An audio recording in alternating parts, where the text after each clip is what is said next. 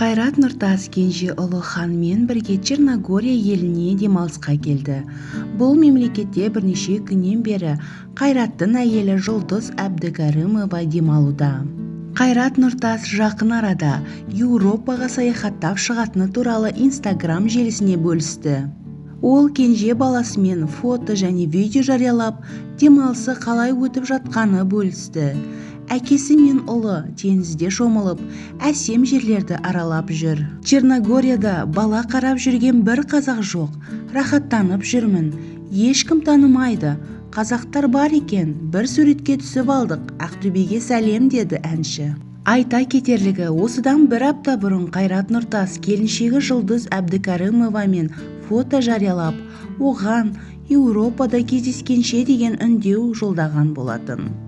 Ертеңінде Жұлдыз Әбдікәрімова Черногория еліне жеткенін хабарлап, бұл мемлекетте 10 күнде болатынын айтқан еді. Ал қазіргі сәтте Жұлдыз бен Қайрат бір-бірінің видео суреттерін салып, өздерінің қолдаушыларын қуантуда.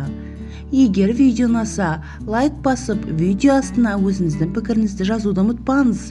Видеоны ұсынған AS-KZ каналы.